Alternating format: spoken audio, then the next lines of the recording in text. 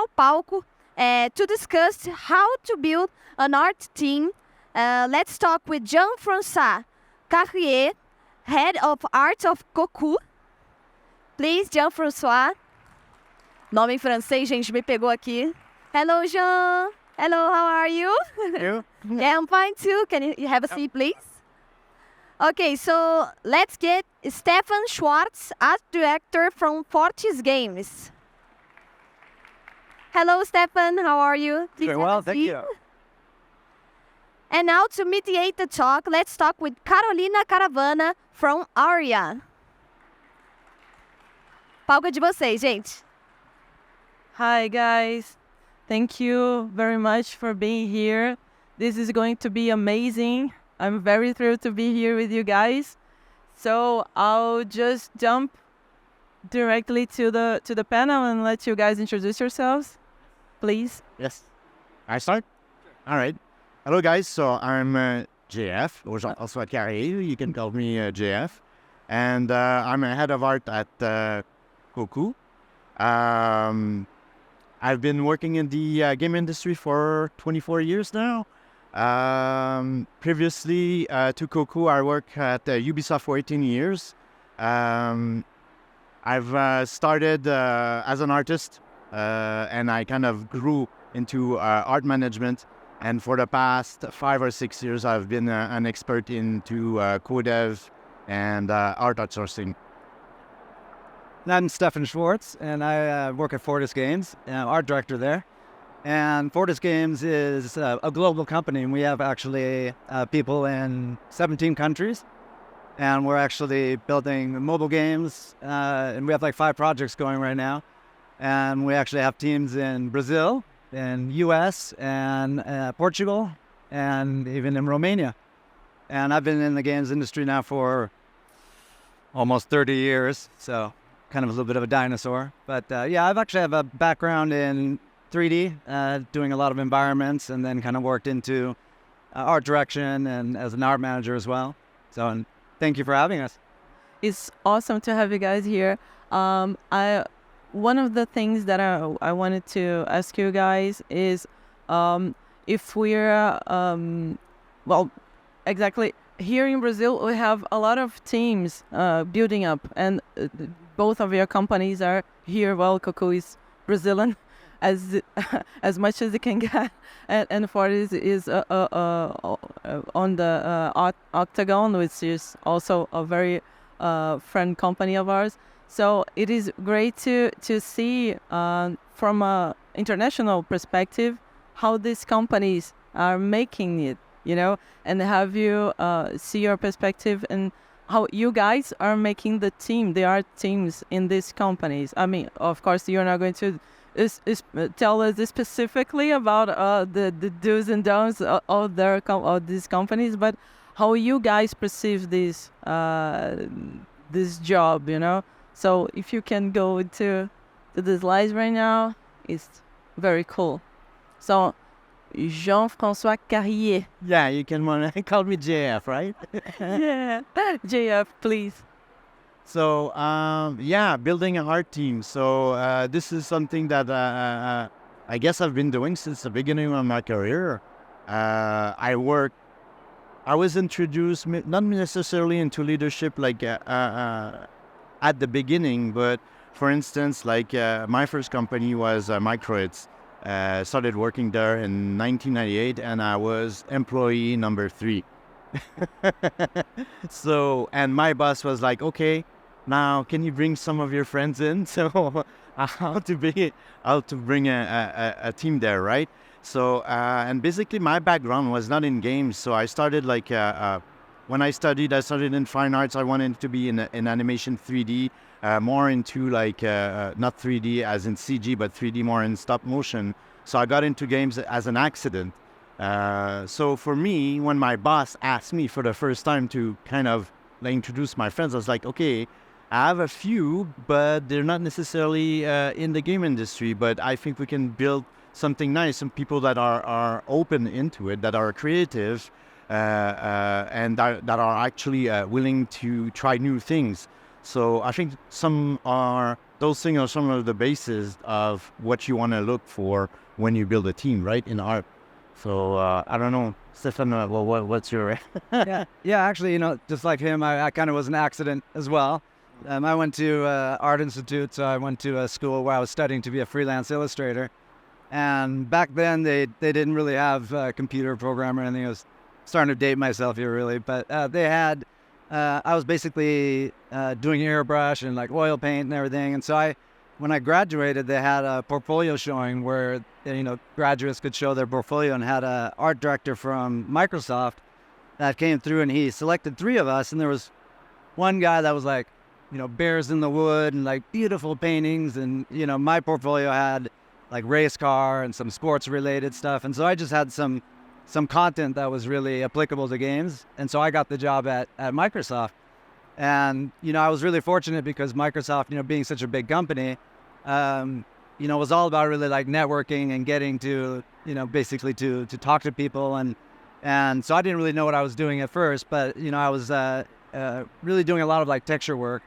And there was one guy who was a producer, but also a 3D artist, but not that good. And so, I started to like do textures for him. And so I made him like look really good. And so, it started really the beginning to like, make yourself useful. And like, I didn't want to take the credit, but, I was helping him to really like advance his project. And so through him, I got connected to the VP of games there and started doing projects for him. And, that's really quickly led to just building some relationships there. So, I'd really like recommend like network as much as you possibly can and really like get yourself out there. And so with him, he had left and started EA Seattle, and he brought me over. And again, this was just when I was starting in 3D, and he brought me over to be the lead environment artist. And that's where I really learned about 3D and like how to work at a company and build teams. And, so that's actually where I got sort of the experience of actually working at a big company in a big studio. And, from there it was really a few different like startups that I worked at after that. And, working in large companies and small companies, I had a lot of exposure to different team dynamics.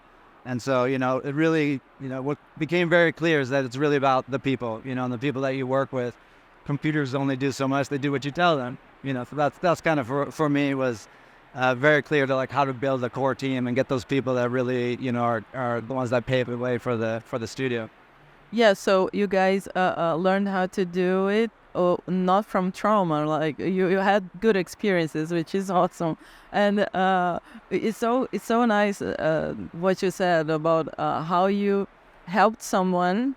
You were doing your job, but you actually helped someone, and then that got you somewhere else. It was a good thing, and it was not because you were, trying to maybe to get the recognition that you want, and you just wanting to make a good job and work with the team. And so I believe that this is our next question. It's like, how are we going to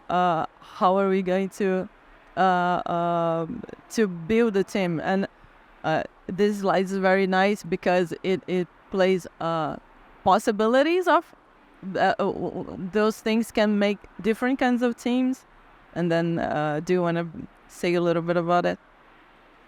Yeah, sure. So one thing that is, I think, really important in when we're talking about building teams, or even like in terms of how you want to do development in games, it's very different from where you start with your scope. So if you're like at AAA games, like where I come from with Ubisoft, where, I mean, your teams is going to be 800 people with, I don't know, 10 partners in outsourcing and co-dev.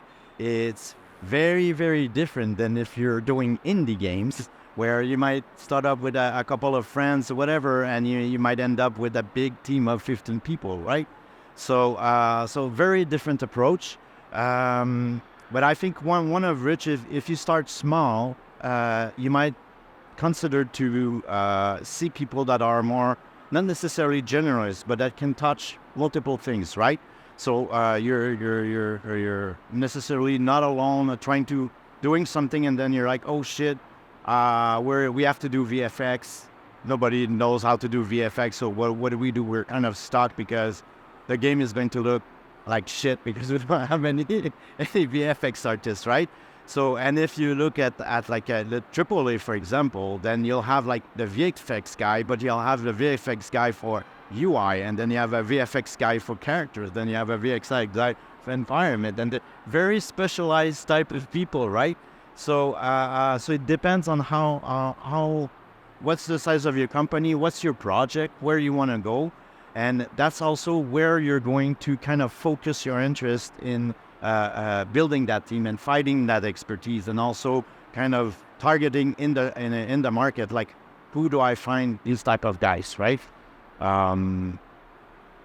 I mean, so I mean, as you see right there, there's tons and tons and tons of different roles, and every team. I was thinking about like what's the perfect formula for building a team, and thought about this, and the answer is there isn't one. And really, I think the key is, like I said, starting with this. And so when you are building out a team, that core team of like, and again, you may wear many different hats. So you might have somebody that's doing 3D, that's doing both environments, doing props, and then you also have just basically another like 2D artist as well doing illustration.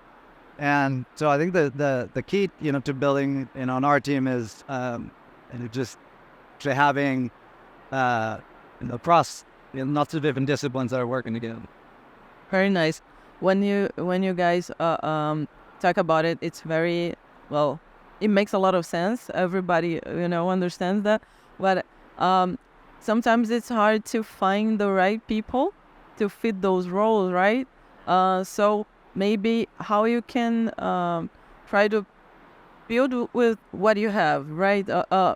Two things. One, how to look for those people, and two, how to maybe make what with the team that you have, how you build up the team, how you professionalize your teammates, your even if you're maybe a junior artist and then you want to bring more people or your colleagues, your friends from school, I don't know, and basically the same thing. You don't have maybe a better artist in the team, in the company, if it's an indie company. And how do you guys see what's the path forward, for an artist to be better? And if you want to, if building a team is not what you want, how do you fit in a team? How do you get a career out of it, right? So how do you end up in Fortis or Coco, or other companies, right? So how do you be hireable? So I mean, I think that's actually a really important thing is like, as craftsmen, we all have our talents as far as being actually artists, but it's much bigger than that. I think the main thing that people really kind of need to think about is, you're going to be working in a team, and so even like as an artist, you may, you're a craftsman, and so you really are creating, artwork that a lot of times gets, shot down, or it gets, there's a lot of direction. So it's always changing, and so you really need to also be able to like really check your ego and have a thick skin. It's a very good. Yeah, I mean, it's you're like I said, if you have an ego, you're not going to last long in the industry. Yeah, about that. Yeah. So, at the beginning of my career, and I wouldn't say that it still happened, I was a really cocky artist. Like, hey, I'm the best. I'm gonna tell you how it works. And as I was telling you in the beginning, like my boss told me, like, okay, you need to find your friends how to do a team. And I was like, okay, I'm gonna show you guys how to do a game, because this is how it's done in art and animation and in cinema and so on. Like really cocky type of guy that you like, that guy's a jerk, right? But that also brought me into like a very interesting way of learning. So I was putting myself out there, and my boss was saying like, okay, Jeff, you think you're the best, you think you can do this, then do it. And I was like, oh shit, Now I have to, walk the talk, right? So I was like, okay, fine, I'm gonna do it. And of course, I failed, but I was very fortunate in my professional life that I had like really good supervisors and bosses. And I think this is where it's important is that, okay, I hit that wall, but he was there to actually pick me up and say like, hey, Jeff, so now, you kind of felt that whatever, it's a kind of a I told you so type of thing. What did you learn and what are you going to do about it? And I think this is one big important lesson in art, building teams or anything. It's like you need to have those failures, but when you do have those failures, you need to ask yourself like, okay, what did I learn here? And what can I do to make sure that doesn't happen, that I improve myself, and to do that with others as well. So building the team is basically this. And when you were saying like, okay, how do we find expertise that we don't have? Well, you need to invest into development. You need to make sure that your artists, your resources, as much access as it is. And sometimes it's hard. You don't have the money. You don't have the time. There's other ways you can help each other. You can, you need to have like a support system, and a support system in failure, but a support system in development as well. And that's the key thing. So if you're let's say you're starting little indie game, you're out of school, whatever, obviously you don't have all the expertise, all the experience, but this is how you're going to do it. Like Stefan was saying, like networking is super important. So get out there, talk with people, build that support that you need. Try to get that very precious information from somebody that has that experience, and be open also to the fact that you might get answers and solutions, not necessarily from your peers, your artists, whatever. It could be your dad, your friend, somebody like, I don't know, that is not actually in the game industry. They might have like another point of view that will bring the solution to whatever problem that you have, or bring the key element that will bring the solution to what you're trying to reach, right? Well said. Yeah, to add to that, game development is really one problem after another. Literally that, I've been doing this now for 30 years, and, it never ceases to stop. The technology that's, always evolving. And so always look for opportunities to really, solve a problem. There's always something that you can jump on. So instead of, deflecting it to someone else, or like, now me, if you're proactive and you get out there and you're always helping to solve those issues and those problems, you're going to get noticed, and you're going to really be able to, advance quickly, because that is what games is all about, is really like, solving problems. And then, the other thing is just soft skills, learning how to work with other people, know that you, are a good communicator. I didn't think, as teams, we are constantly talking, whether it's, through Slack or communicating in meetings. And so being able to be very clear about, your goals and how you're actually working through different problems. And that's a soft skill that people just, sometimes don't inherently have. But Yeah, that's one thing. and it's something that you can actually develop, right? I think something that might be very interesting and useful for Brazil. When I started in games, I am not an English speaker, right? I'm French Canadian. So I learned English in school, and I went into a school where there's a lot of Anglophone, but I was a really kind of shy guy. And when I came into games, well, we had like one Canadian guy and one guy from Germany, whatever, in the team, and suddenly all the meetings were in English. And I was good at listening, but I needed to express myself. So that's basically where I learned how to talk in English. It's actually at the workplace, because I was forced into that. And I think that's also an important point, that you try to push yourself. And you'll be surprised where you can actually go. I kind of lost my train of thoughts here. Yeah, well, it can be done in everything, even soft skills, right? So, this particularly communicating soft skill can be done well if you force yourself to be in a place where you have to explain your art. I mean, if you're an artist, if talking about that, arts, I got it now. So also, I'm an introvert. Like I'm very nice. here, like, but I learned how to be an extrovert, and this is through work, but it was also through training. So I had the privilege to have some training at work, but I did a lot of research on my own, and I did this because I felt that I was kind of being blocked because I wanted to say things. I was very cocky, but like how do you get your point across without like diminishing somebody else?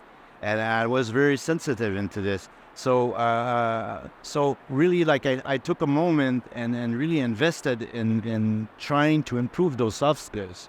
And I think that's very important because in games, you're rarely going to work by yourself in a room. You will work in teams. You will have to communicate with other people. You will have to manage other people. You will have to deal with conflict. You will have to deal. So there's so many things. So just there, like soft skills, I think it's a very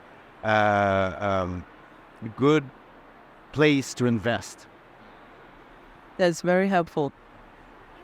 Well, if you guys want to, I don't know, explain a little bit about how would you guys hire someone for your art teams? What is the artist for my team? Well, if I had to choose, make one here, you would be like this. You would have this person, they would have these skills. I mean, all of those skills, okay, but which ones are, a priority? Yeah, jump on that. So, I would start by saying that, like, when you're getting out there and you're building up your portfolio, less is more. Make sure that your portfolio is very tight and clean and professionally presented. I don't know how many times we see portfolios, where there's, half, finished work, there's just a ton of it. And prospective employers and hiring managers, a lot of times they don't have a lot of time to review portfolios. And so if you, are very concise, it's better to have, 5 or 6 pieces that are very targeted towards what you want to do. So really, understand what it is that you want to do as an artist, and then, really hone in on that and go after that.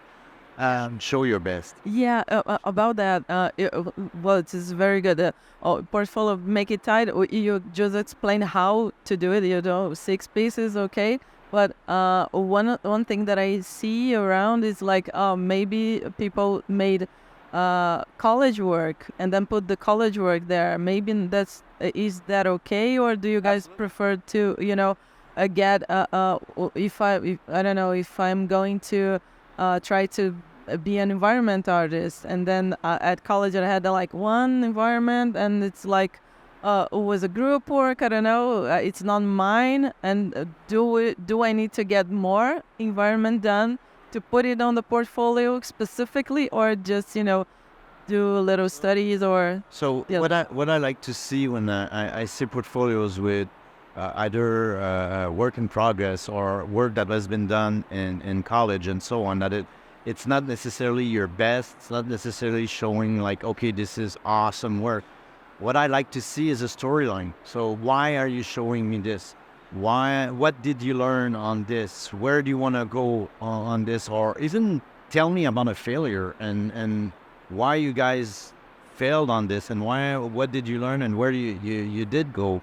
I hired like a technical artist. Actually, he was an engineer that loved games and decided to go into art. But his art portfolio was terrible because obviously he didn't have like any of the art skills, but his technical skills were super great.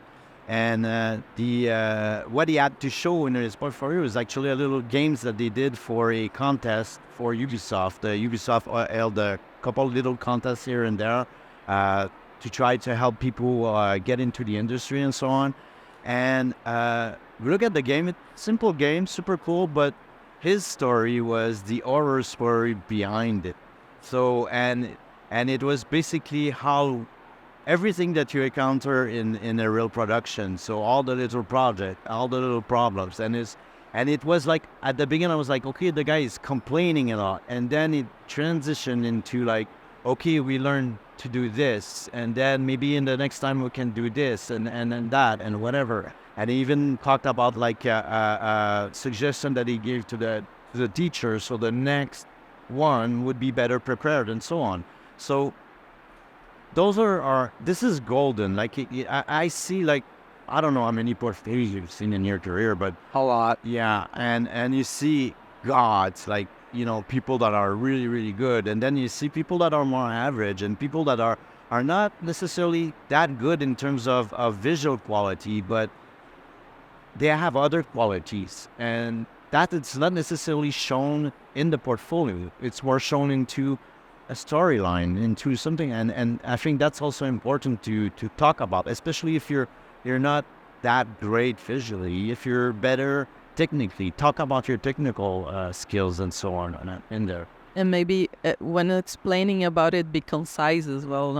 Not just the portfolio be concise, but your explanation be concise. Like, right? Yeah, I mean, like you just nailed it on the head, right? I mean, you know, when we're reviewing portfolios, you really have, one moment to make an impression. So where your portfolio itself, that it's well presented, that it actually, looks professional, that's that initial impact. But, you mentioned the, schoolwork. There was actually, at my last company, I worked at Pokemon, we were hiring an technical artist. And the one that we hired, I actually hired her because of her reel that she did for school. So I mean, it really, if that's what you have to, that's the footing you have to start off with, take school seriously. Make sure that portfolio, what you're putting, your efforts into at school. Because, when I went to school, half the students were there partying, and I partied as well, but, I took it seriously. And so the portfolio that I had, was really what got me started. And I didn't have professional work at the time. Start where you are, right? So and I getting back to my previous question about the perfect artist that to hire. But so we've gone through portfolio. What are the other things? I mean, you've talked about storylines and the other being concise and explaining your art. But what are the things? Soft skills. I don't know. What kind of skills or hard skills? I don't know. So, shortly. One of the things that I put really high on my list is autonomy, and often autonomy is associated with seniority and experience, but I've seen juniors being very autonomous. So, and that comes in the interview. You don't see it in the portfolio. So it's part kind of the soft skills sets again, but that is something that I look for a lot, because an autonomous artist will do a very big difference in a team. Exactly. If you leave this person alone, it won't be not working. It will be, if it has nothing to do, it will come to you or try to get information, or it will try to learn something new, or communicate with it. To the table. Yeah, exactly. It will work because exactly. I agree completely with you. Yeah, I mean, I would add to that if you look kind of at the top of that list, passion, right? So if you really love what you're doing, it comes through, and especially in an interview, I think that's really what a lot of times sets people apart, is like, you can see that genuine love for the craft. And, besides, having, a good, strong fundamentals, so just understanding composition, color theory. I mean, those are all those foundational art skills that apply to whether you're an illustrator, whether you're a 3D artist. It's really important to have that foundation. If you want to be a character artist, make sure you know your anatomy, that you have those foundational skills. And that's, I think, usually what between sort of having that love and that passion, that's what, really does come through. And that's what I look for. Very nice. So it's still on this topic because I really like it. I'm sorry, I'm also a nerd. We all are. So for top of the list for soft skills, you would say autonomy. And what do you do? What would you pick for soft skills? Yeah, for soft skills, I mean, again, it's frequent and direct communication. Sure. Especially in games, we are all nerds. We like to talk and Yeah. be It comes with professional. passion, actually, also, right? Both autonomy and communication, right? Yeah. And I would have had open-minded.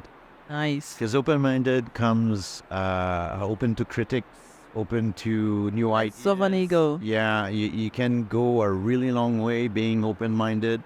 And, art kind of englobes that. But sometimes you have people that you kind of forget it. Like, you're too much into your craft or whatever, and you don't necessarily see an outside feedback as welcoming as it should be. So yeah, open-mindedness, I think it would be one of the top three with the two others that we mentioned. Yeah. Yeah, and also just being helpful to your teammates, because there's always people always need help, and you can always lift somebody else up by contributing to something that they're struggling with, and so it is a team, right? And so the more that you are able to help other people, the more that people are going to want to help you as well, and so sometimes you're going to need it as well. So Sure, it's a full circle, right? full circle, yeah. And what about hard skills? I don't know, perspective or lighting, or I don't know if you have any. I think it's a really good base. I've seen, because in Montreal there was like a trend at one point, like, because there were all the major studios were there, so everybody was like, okay, I want to get into game development, and they look at what they could do, like being an engineer, an artist, whatever, and they look at being an engineer as like, oh, way too much schooling in there, and and then as an artist there was like the huge trend of a lot of technical schools coming out of there. So they showed you the little buttons of how 3ds Max, Maya, Photoshop work, but you didn't get the Tools, right? the Not the basic base. fundamentals behind it, and it hurt a lot of them. So a lot of them got a job, obviously, because you can do good work in there. We have this problem. Yeah, but it was like a art director and art manager's nightmare, because basically you had to explain the basics to your employees about art. So I think it's important to have a good base, and if you don't, if you're passionate about what you want to do, like push yourself and try to learn into these. There's like, I remember internet was starting when I was in school. Yeah. Now, I received like portfolios where I see it looks like, I don't know, my little nephew's artwork, and I'm like, dude, have you seen what's on the internet? And on top of that, there's so many tutorials. There's so many people that are generous to give you like that knowledge and so on. So I think like self-taught people, there's a place for this, and there's also a place for self-improvement and those fundamentals. Like every day, I still learn something. Still learn something about art every day. Right? Yeah, of course. We have so many affordable options and even free, completely free options, right? So there's no excuse, guys. I mean, that's so true. Like when I went to school, you almost had to pay for that education. Where now, it's out there, it's free, it's there for your taking, and so. You really can be your own teacher, and and train yourself. So, I agree. Very, very nice. If you wanna, we have other slides. I don't remember. Yeah. So that's. I'm a zombie. I made it a zombie. So, emails, guys. If anyone have questions for them. We would like to. Yeah, I knew we would be. There will be questions. So can we get? If they If they didn't, I would continue to ask you my doubts, my question. Can you guys raise your hand again? Okay, so 1, 2, 3, 4, 4. Okay, I think that's it. We'll have 4 questions and then it's done.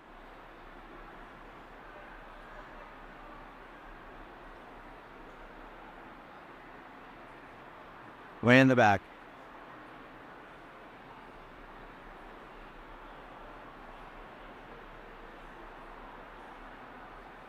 We can't hear you. It's not on.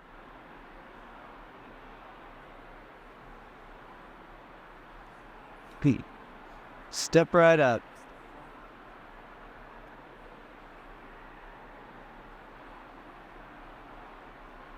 Do you want mic? Do you want mic? Carrier pigeon. Sorry? Yeah, mine. It'll be a carrier pigeon bringing the message. Yeah. We'll make it old school.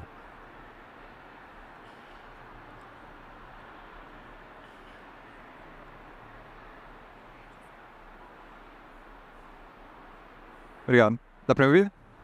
Right. I'm not actually an artist. I'm actually a programmer at the indie studio here in Brazil. And with that in mind, I have little to no art knowledge. And if I were to go about building an art team from scratch, what are the points that I need to be aware of? I know that you showed me about soft skills, technical skills, and all this I can understand, but what kind of tips you would give me if I were to ever build an art team and without actually having art knowledge, even if it was just some person to do a hobby project or even to start actually building an indie company?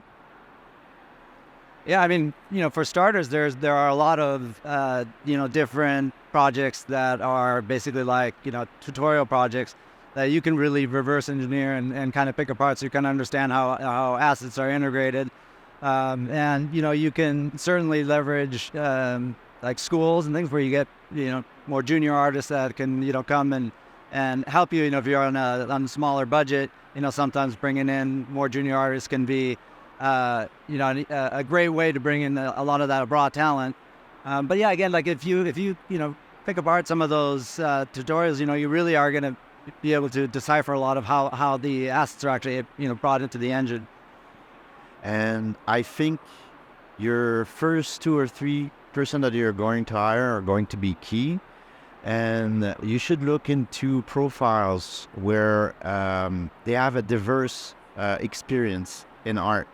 And bringing those people in will help you build that team and also help you build your pipeline, since you don't have like that type of. But I think profiling and trying to find like somebody who has like a diverse experience in art would be key. Yes. Yeah, and if you can work with a tech artist, which is usually the sort of the bridging the gap between art and engineering, having a good tech artist on hand would definitely help that. Thank you. Bet.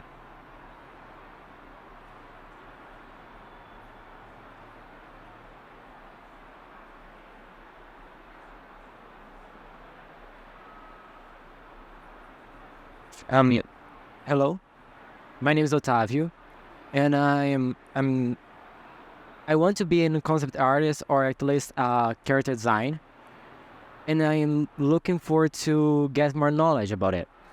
I've been reading Color and Light from James Gurney. I already had Reed, Bridgman, and I want to know more about those books, or even know more about constructing this team, or this art team, right?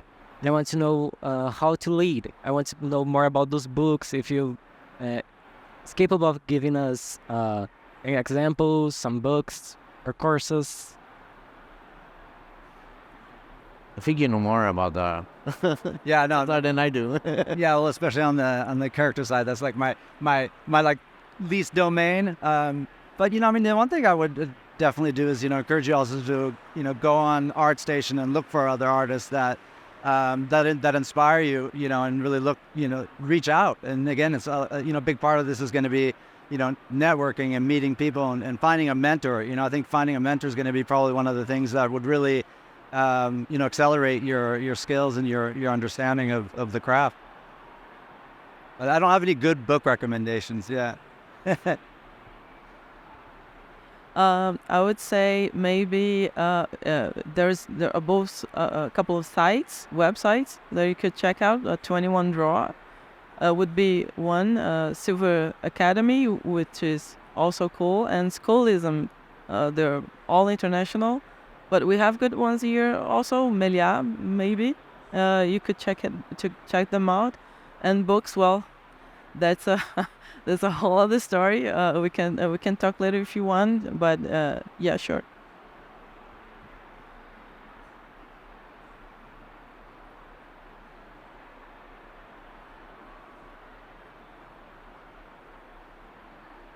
Hello, thanks for the talk.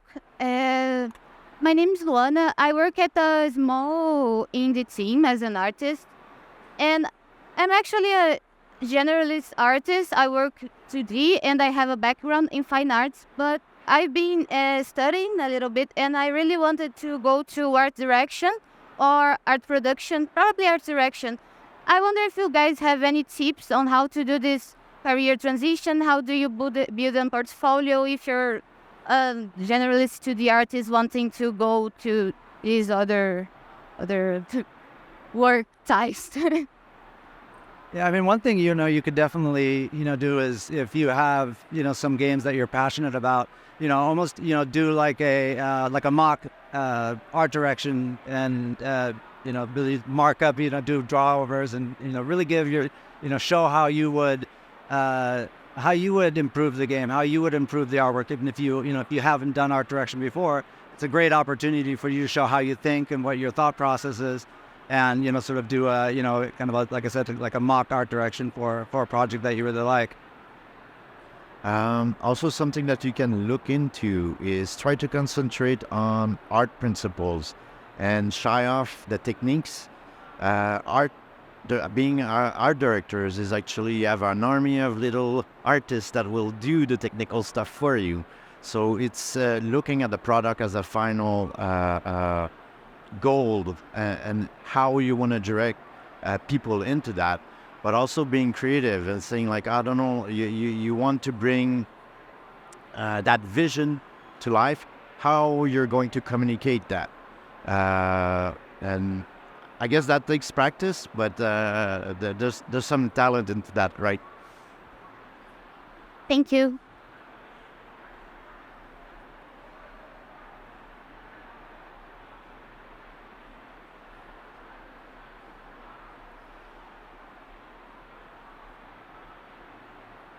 Hey guys, I'm a 3D artist, and we have a situation here in Brazil that most of us artists they become a little generalist.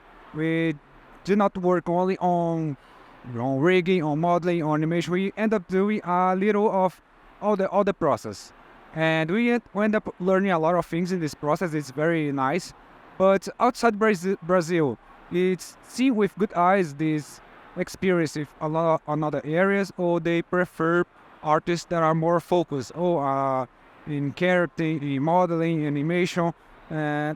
What's the situation of the studios outside of Brazil? It's more generalist or more specialist? I think that depends a little bit on what we were saying before. Which company is looking for. So if you're looking into AAAs will often look into like specialists, like somebody that is expert into something, but they might look into generalists depending. So it's very different, and I think it's not necessarily a question of outside Brazil, inside Brazil. It's more a question of what type of product and what type of scope and what type of studio that you might be dealing with. Yeah, and I mean, I would say, you're also, you want to kind of start broader and work your way, to specialize more. So if you want to get into, doing environment art, start, on the environment side, and on character side, there's more and more specialties the deeper you go. So the big companies that, are looking for, something like an animation, right? You might have a technical animator, and they're really specializing in doing the rigging and solving kind of all the technical problems. So it's the same thing with pretty much all the disciplines. Is the bigger the studio goes, the more you really specialize and hone in on a specific part of the craft. And so, like you said, it really does come down to, like, if it's an indie studio, it's the strength is to be a generalist because you're going to be wearing many hats. But then when you get into big production houses with 200-300 people, being very specialized in one discipline, especially on the like tech art, that is one role I think that is very sought after. And so if you can kind of specialize in something that there's a high demand for it, then pursue that, because you're trying to place yourself, you're trying to find a good fit for your skill.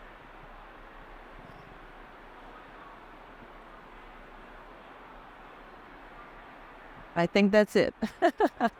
Well, thank you guys very much. I was very thrilled to talk to you guys about all of those topics. I would be here for more half an hour. But if everyone wants to talk to them, well, their emails were on the previous slides. And I would like to, I don't know, maybe give a last tip about how to inspire yourself to continue the work that you guys said before, like how to stay inspired and push through, and you'll get there, kind of stuff. I mean, I would say fail often. Keep trying, and because whenever you make a mistake, you learn from it, and those are the ones that you usually remember, right? Like, that's how you actually advance. So get out there, fail often, Be put resilient. yourself out there. Yeah, be resilient. There you go. Get that thick skin. Thank you guys very much. It was awesome. Oh, applause now. Yeah, thank you for having us so much.